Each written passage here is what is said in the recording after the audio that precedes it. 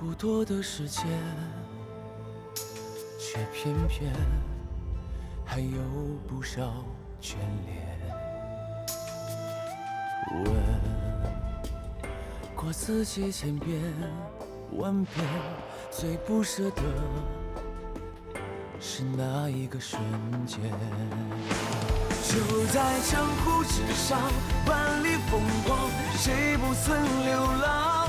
谁不是守着聚散的缘，隔天涯上月亮？就在江湖之上，少年轻狂，千杯不醉如愁肠，人间一趟如梦一场。就在江湖之上，万里风光，谁不曾流浪？谁不是守着聚散的缘，隔天涯上月亮？就在江湖之上，少年轻狂，千杯不醉如愁肠，人间一趟如梦一场，江湖相望。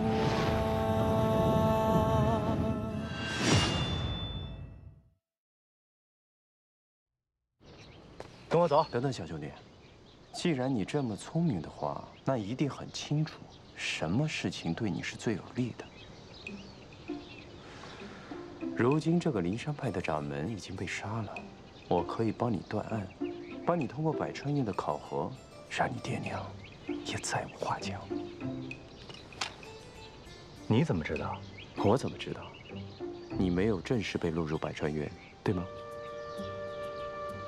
要是百川院录入你了，那你应当有自己的行牌呀，是吧？又怎么会偷拿别人的呢？啊？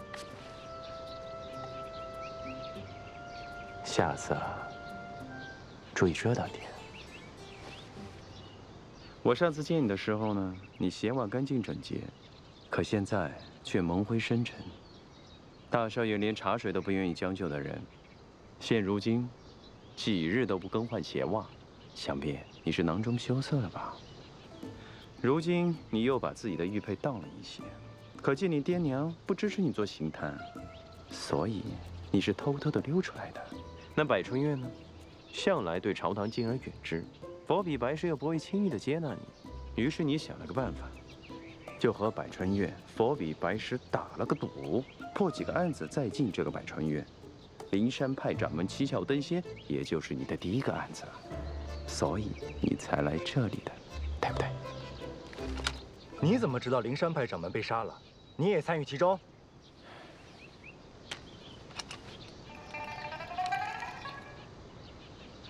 你忘了，这灵山派掌门死的时候，我可在烽火堂那些人的手里啊。只不过呢，这灵山派的掌门之前呢，曾经向我买过一些补药，也就是补身体的那个药，一直拖欠我的银子又不给。你想一想，连5两银子都拖欠我的人，又怎么会舍得了这万贯家财去登仙呢？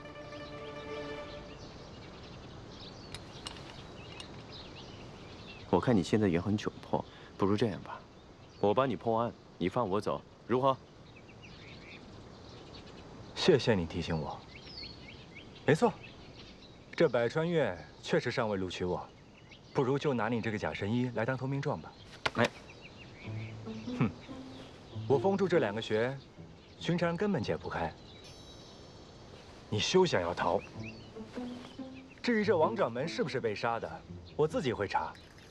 还轮不到你这个巧言令色的假神医替我帮忙。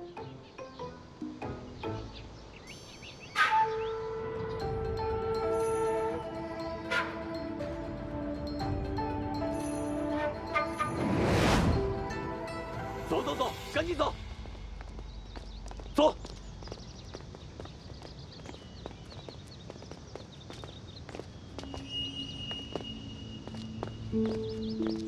你连起死回生的不信，还信活人化金身，还魂成灵童啊？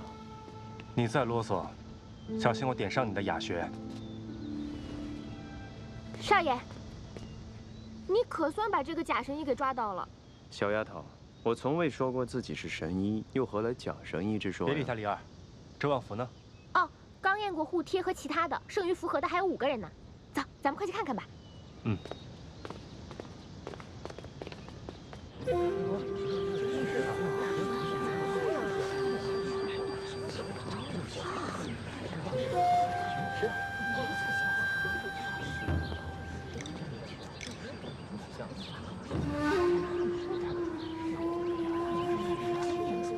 诸位乡亲，各位教友，仙师于本月初七蝉蜕登仙，留下真言，由灵童来继承灵山派，故此在今日举办这场灵山识童大会。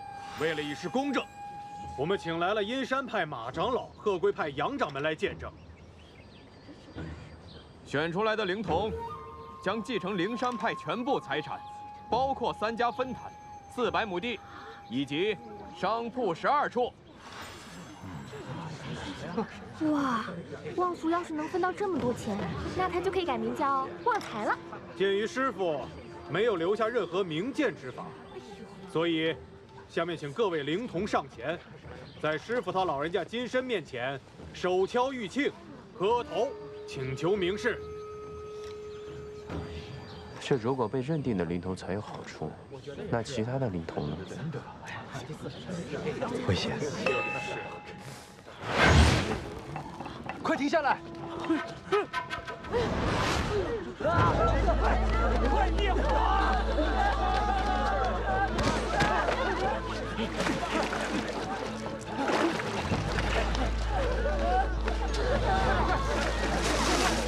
这边，这边，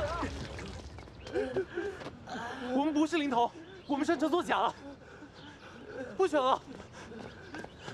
青山兄的法子是有些古怪，但这位小兄弟看着是唯一没有着火的，莫非他就是王道长显灵选中的灵童？这根本就不是什么显灵，这是一起人为了纵火案。你休得胡言乱语！这是我刚刚在玉磬里发现的火石，里面有引线，连着的是蒲团下的棉花，这才会着火。这个是有人故意事先弄好的机关，你们可有人知道此事啊？这究竟是怎么回事？这些都是些不值钱的老物件，平时随意丢在库房，并无人看管。你们可曾见过什么可疑人等？没有。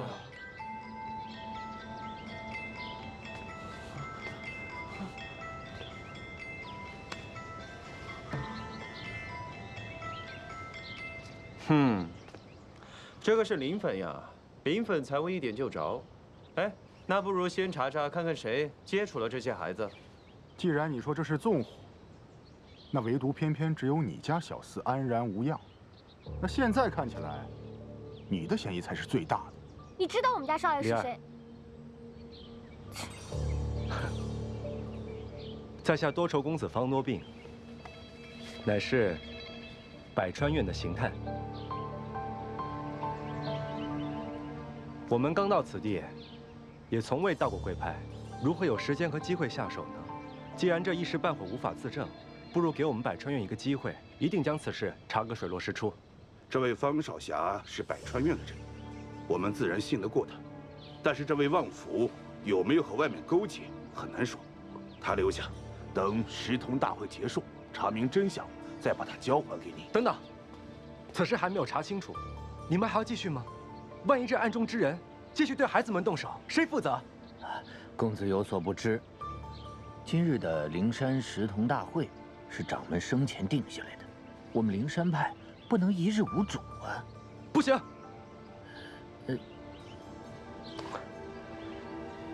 哼，诸位莫急啊，我呢倒是有个主意，不知当不当讲。我听你们说来说去呢，无非就是因为这个王掌门没有留下如何检验灵童的方法，这才引出了乱子。那不如呢，让在下去和青山掌门聊一聊，弄清楚他的想法，不就好了吗？你胡说什么？我师父已经先去，你如何能跟死人对话？三师弟，阁下又是哪位？在下李莲花，不才略有一点神医之名。原来你就是那个将铁锹大侠起死回生的神医李莲花呀！哈，正是在下。久闻大名，没想到在此处遇到了您这位圣手啊！你又要搞什么花样？你看，此事也并不简单，让我查出凶手，放我一马入伙呗。不行。你还是百川院的刑探呢，你怎么一点良知都没有啊？啊？你看一看，你看看这些单纯的少年，都被烧成什么样子了？你忍心看到他们在遭殃吗？再说了，你抓到一个凶手，都比抓一个假神要得多呀。哼！如今这个青山掌门已经回天乏术了，在下呢懂得一点还魂之术。诸位要是信得过我的话，不知可否让我试一试？我们怎么知道你有没有装神弄鬼，假冒师傅旨意呢？休得对神医无礼！我们信得过你，就按李神医说的办吧。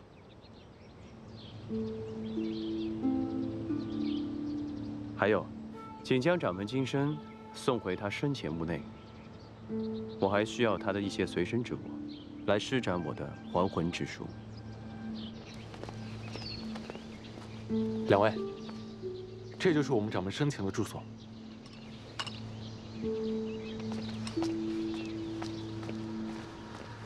说说吧，你那什么死而复生的铁锹大侠和铁甲门少主，又是你耍了什么把戏？唉，这个铁锹大侠遇到仇家，之后呢，不得已跳崖，被人误以为他已经死了，就把他埋在这个土里。你说这巧不巧？我路过的时候听到声音，于是呢就把他挖了出来。至于这个施文觉啊，这个人吧，一心想要考取功名，哼，却得不到家人支持。这个人就更有意思了，他假装自杀，可是呢被我看出来他是在演的，我也没有拆穿他。这两个人呢，自然就不会说出真相了。事情就是这样了，一传十，十传百，这就传开了。哼，果然不出我所料，你这所谓的名声，都是你招摇撞骗得来的吧？我只是眼力比别人好一点而已。一个人混江湖啊，总得有点长处。长处？你这叫什么长处？叫撞大运还差不多。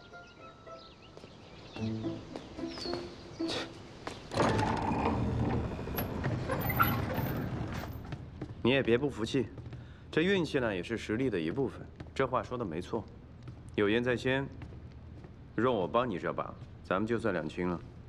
那也得看看你能不能功过相抵。哎，你不是眼神好吗？咱们俩打个赌，看看谁先能查出他的死因。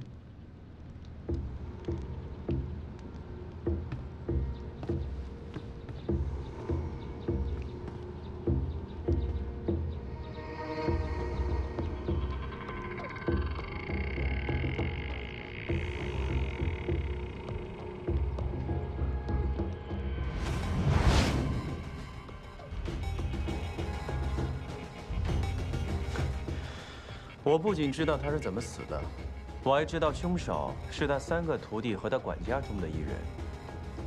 你凭什么？哎，你看啊，他这个手势眼熟吗？归西宫。不用探了。归西宫呢，最多称3日，3日之后呢，需要在他的百会坛中穴上施上3针才可见效。此刻呢，都过去11日了。早就死透了。王金山施展归西宫假死，必须要找心腹之人将他唤醒。可那个人并没有为他施针，所以他就闭气而死了。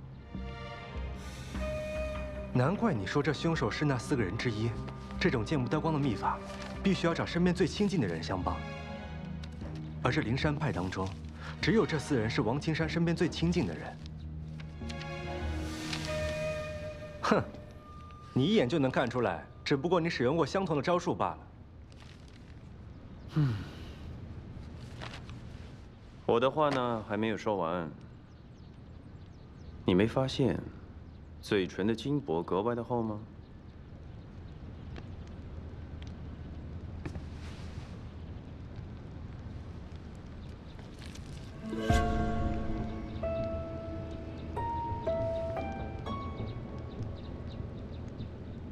这是死前受伤了，所以凶手要用厚厚的金箔掩盖住血迹。你把他背后的金箔刮下来。你，帮你一次。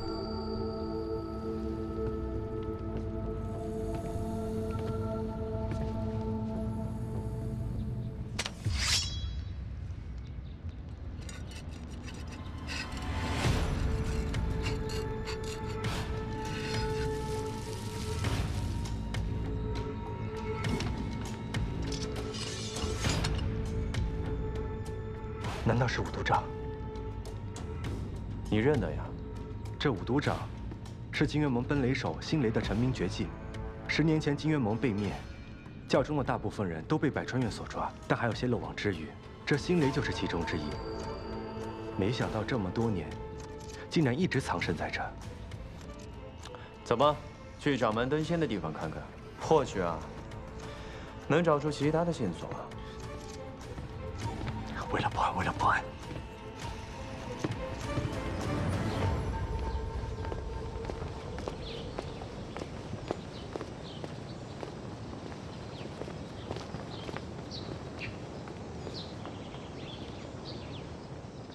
这天际堂呢，基于设计，你应该懂得也不少。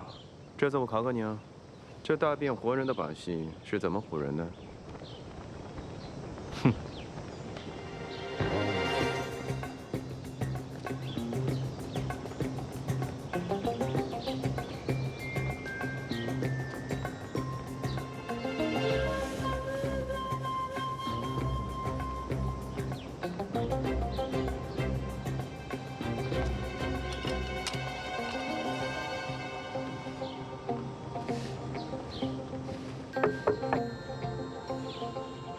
此处有暗格。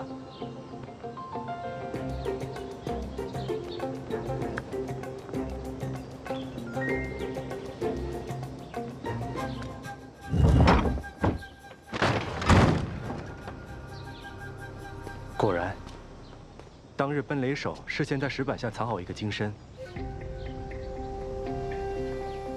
等王青山在众人面前入定假死之后，趁乱将这王青山沉入内阁，用金身替换。 但你别忘了，这是在众目睽睽之下，就算那手脚再快，也逃不过几百双的眼睛啊！大家可都是亲眼看到掌门画的金身。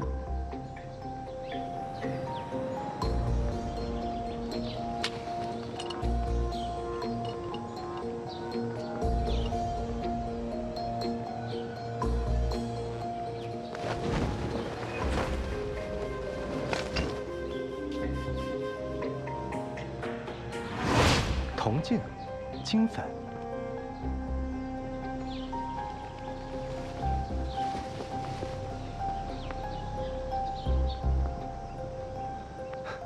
我知道了。还行啊，不算辜负百川岳行探之名。哼。唉，可是我始终想不明白，这王青山为什么做这一出假成仙呢？来，看看。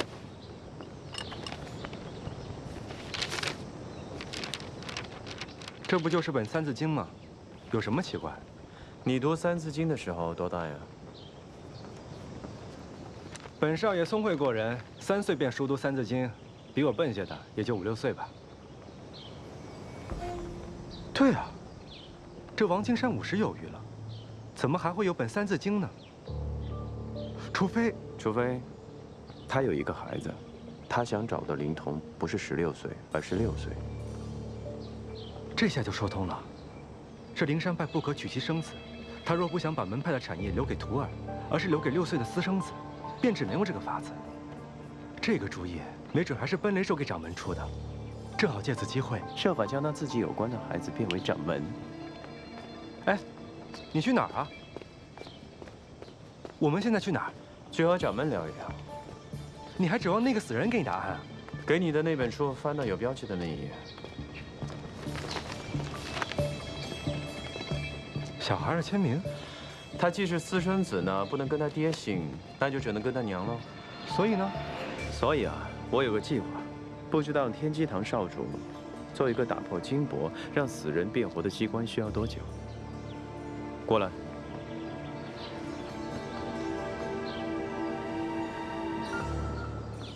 你果然是个老狐狸。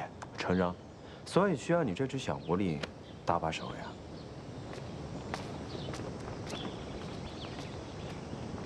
哼。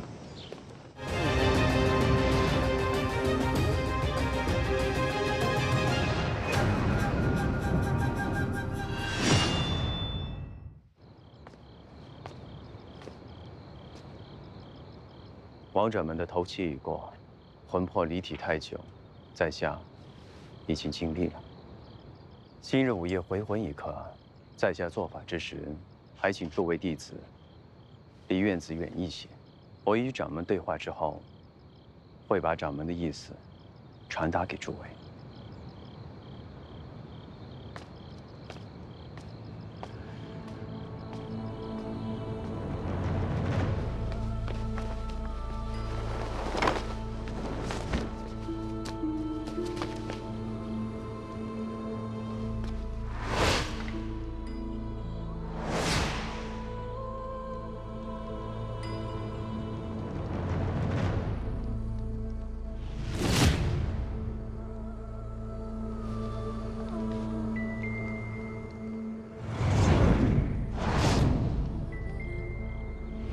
天地玄宗，万气之根，魂魄入体，各归其位，请。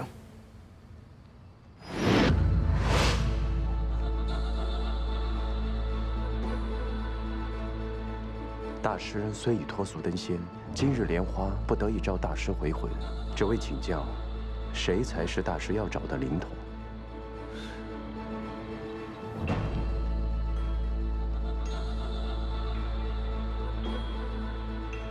明白了，大师一直有一个放心不下之人，在今日午夜将托梦给灵童。若明日谁能答出此人姓氏，再将此人姓氏公之于众，那个人就是真正的灵童。那还请大师将答案写在这张纸上。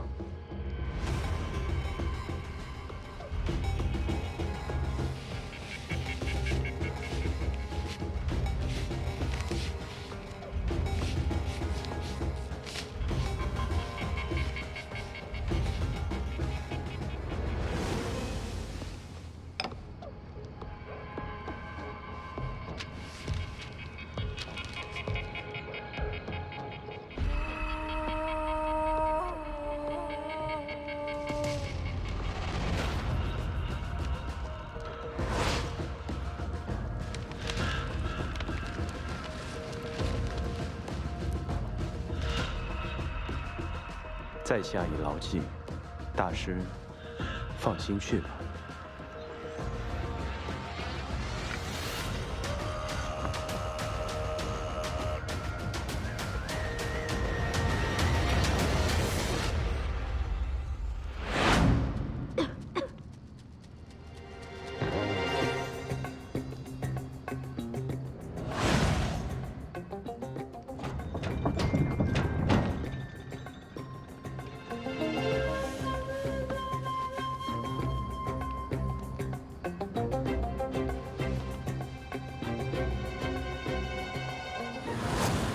收掉了一半，只看到了一半，这到底是什么信？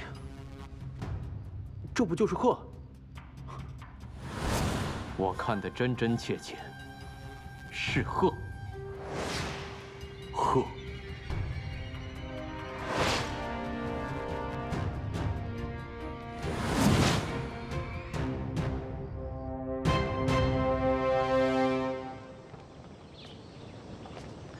这是掌门昨夜给我的答案。有劳朴管家了。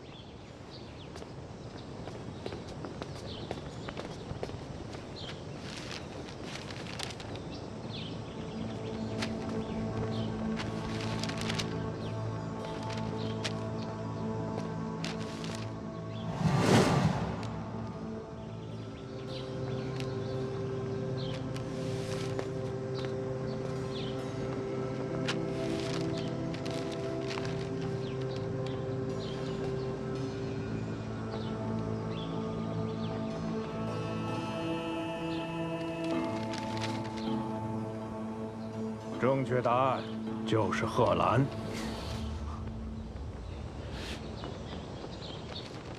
原来当真是你，你就是那个天选灵童。我不是啊，我明明上面是……你明明交的白卷，有人换掉了你的答案，对吗？对。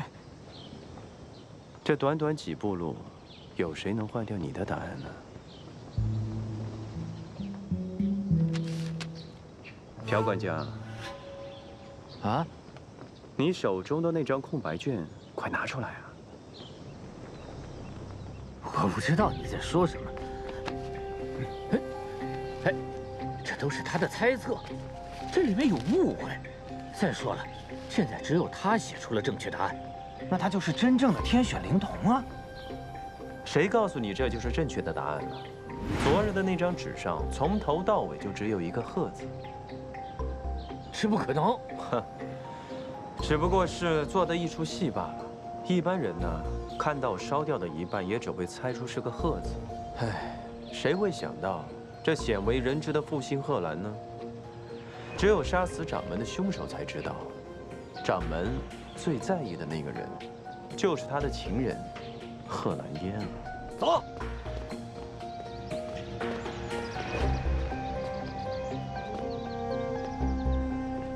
胡说什么？什么杀死掌门？什么情人？师傅明明是登仙化金身而死，众目睽睽之下，大家都看到了。灵儿，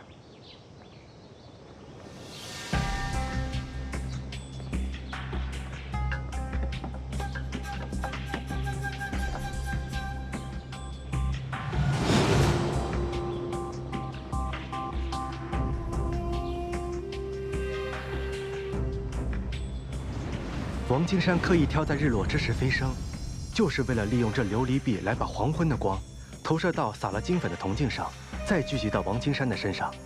远远一看，他就成了金身。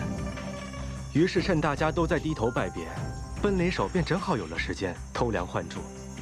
没想到这么简单的障眼法，却把大家都给骗了。难道蝉蜕登仙之事全是假的？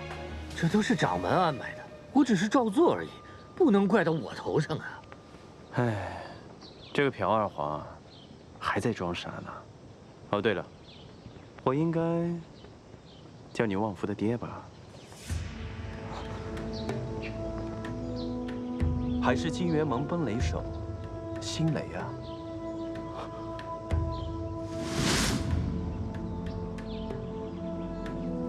你们现在就可以派人去查看一下，这金身背后有一个黑色的掌印，就是这位奔雷手的成名绝技。哼，我猜测这个王掌门呢，与这个贺兰烟女子有情，之后啊，便有了私生子。可灵山派又不得娶妻生子，所以贺兰烟威胁要离开。可是青山掌门呢，又舍不得自己的孩子。便设好了一个局，但是这个局偶然间被你知道，恰好你还发现王掌门察觉了家中有金元盟余孽的痕迹，于是你就动了除掉他的心思，顺势就给他出了这个主意。这样能行吗？那个女人几次三番来闹，若不依她，恐怕全门派上下迟早会知道这件事情，到时候声誉有损暂且不提，万一几个弟子闹僵起来，要您退位，那个时候真的就什么都没有了。王掌门既舍不得财产，又舍不得儿子，于是你俩一起谋划，用琉璃镜制造了这起当众肉身化金身的戏码。原本3日之后，掌门等你自学将他唤醒，谁知道等来的却是致命一掌。之后，你再以金箔涂身，掩盖你的五毒掌。掌门身上果然有个掌印，是你杀了师父。怎么别人说什么你们就信什么呢？我跟你们讲，这些都是那个人的臆想。我还没有说完呢。哎，王守庆，掌门留下的那句真言，可否借我一用啊？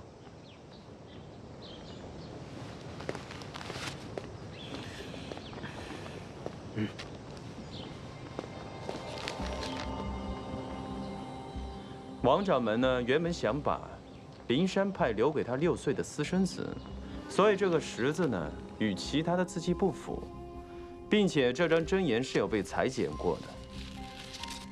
我猜应当是裁去了最重要的一句：其母姓贺兰。你故意将消息透露给旺福表哥，又在祠堂装神弄鬼的引起火灾，无非就是怕这3个徒弟发现什么细节吧。你10几年来从来没有想过旺福，直到杀人灭口，终于想起被你遗弃的儿子。你还真是个好爹啊！你只不过是想扶他上位，将这灵山派控制在自己手中罢了。爹，真的是你吗？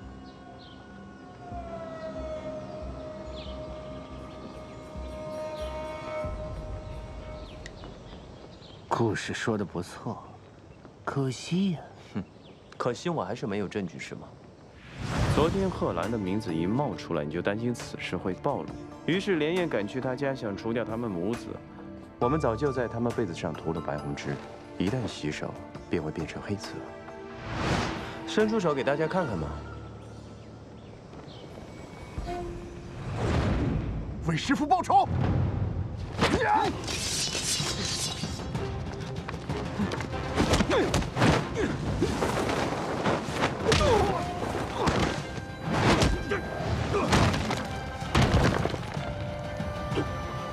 话这么多，送你去见阎王！你放那边。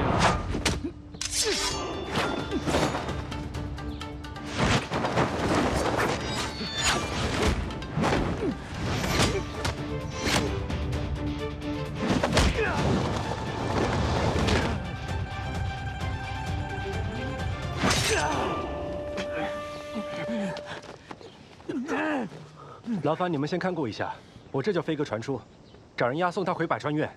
哎，等一下，你还有什么要对旺夫说的吗？这个废物，他也配？狗东西！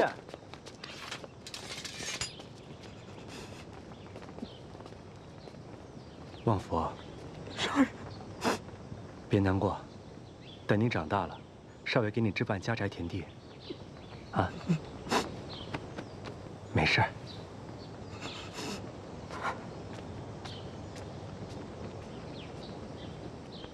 哎，不用谢啊。什么不用谢？这也算是我帮你破的第一个案子。我知道你很感激我吗？我感激你。刚刚是谁叫我名字叫那么大声？还不是我救你一命啊！声音小一点嘛。咱们下了山呢，就各走各路了，谁救谁重要吗？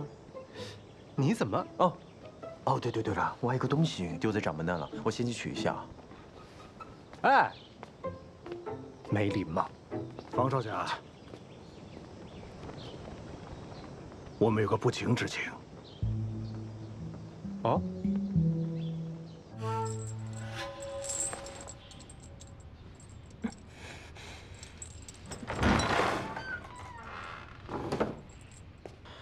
听说百川院188牢的滋味，可是不好受的呀。你来做什么？我来是给你一次机会。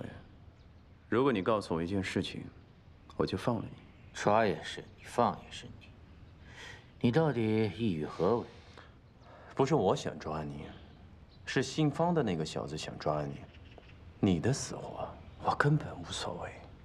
说吧，你到底要什么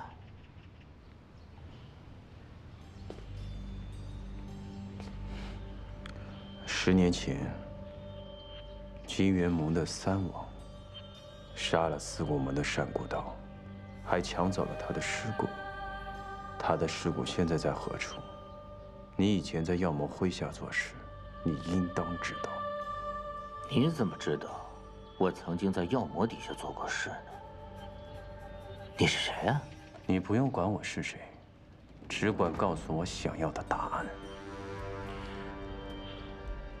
你耳朵下面有3个洞，当年我为药魔抓人炼毒的时候，那些人的耳朵下面也有这样的记号，那是中了碧茶之毒的痕迹。碧茶之毒天下无双，无人能解，重者1个月之内骨节溃烂、皮肉脱落而亡。除非你有很强的内力，把毒逼出来，否则普通人是绝对挨不过1个月。而你现在还站在我面前，除非你是那个人。10年，你还没有死。我没有功夫跟你说这句废话。百川岳的人应当已经在路上了。你胆子变小了，连承认自己是谁你都不敢。我看出来了，你不是没有武功，你是武功尽失，李相夷。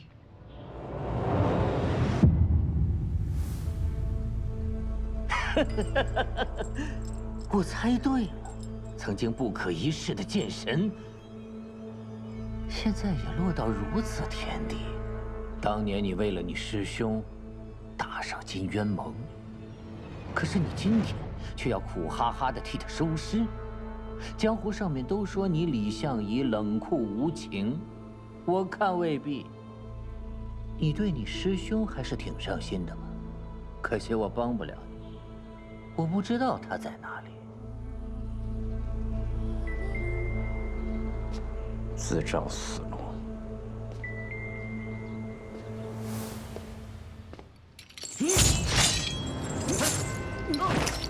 今天我就替盟主杀了你！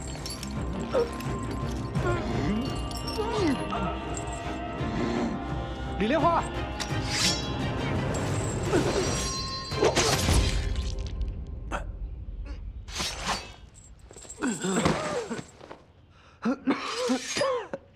你没事吧？我没事，幸好你来得及时。让你勒我，都怪我太厉害了，这还什么都没审问清楚呢，竟让他死了。是啊，谢了啊。哎，李莲花，你不是去拿东西吗？怎么会在这儿啊？哦，走错路了而已。啊？哎，你为什么会来这里啊？哦，灵山派那3位师兄为了答谢咱们，说要请咱们吃饭，幸亏我来找你，这不，又救了你一命。谢了啊。哎，你不去啊？不了，家里还有狐狸精在等我呢。狐狸精？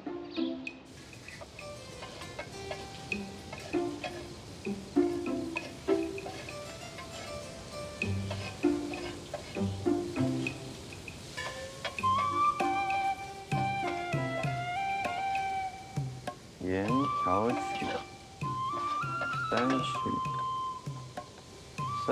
30元。饿了吧啊，狐狸精？坐好，来吃饭。哦，原来你就是狐狸精啊！嘿，真可爱。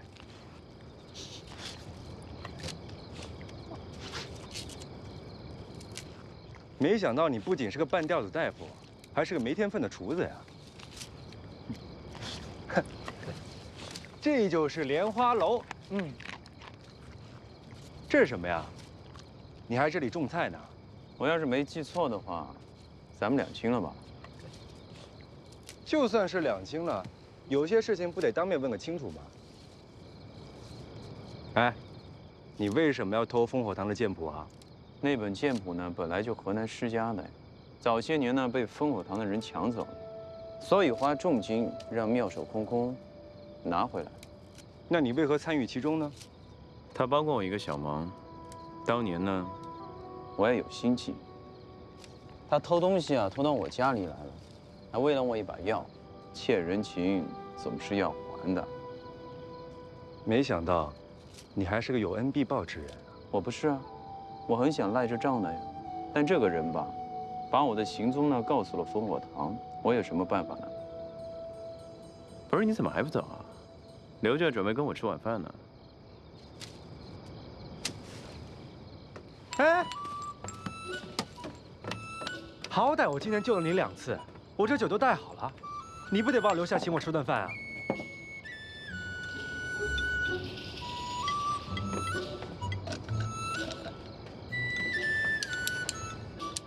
那我就不客气了。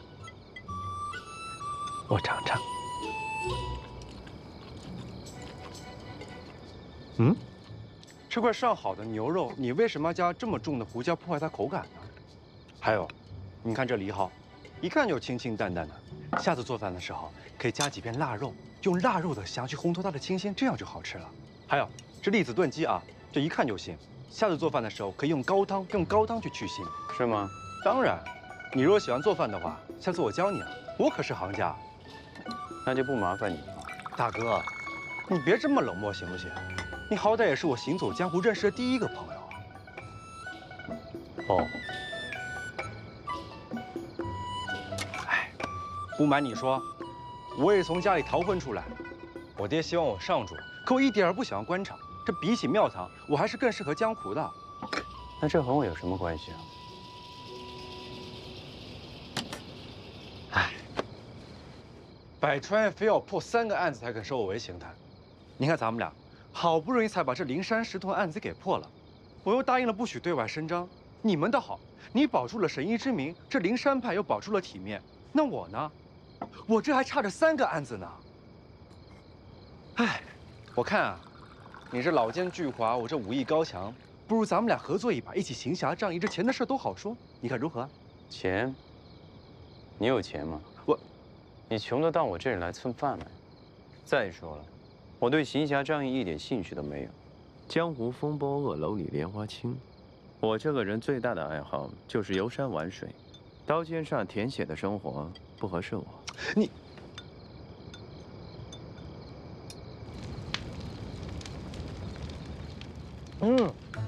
你再考虑考虑嘛。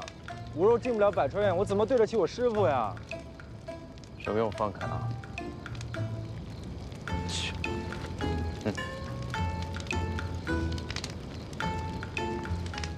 师傅，你一手建立的四顾门百川院，我一定要为你撑起来的。哎，等等。你说你师傅是谁？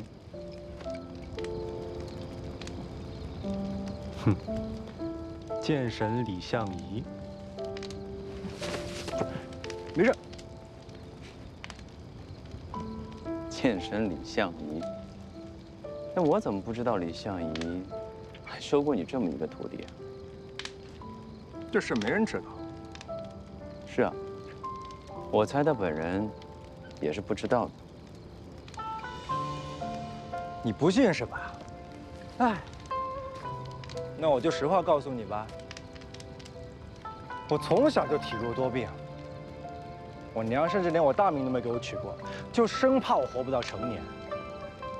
在我10岁那年，我娘认回了自己小时候丢失的弟弟，就是四顾门的副门主李相夷的师兄单孤刀。单孤刀是你的舅舅。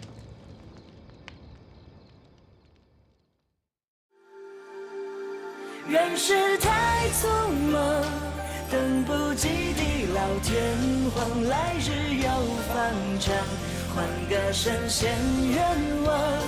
人世太匆忙，褴褛青山情意霓裳，谁不是孤身走一趟？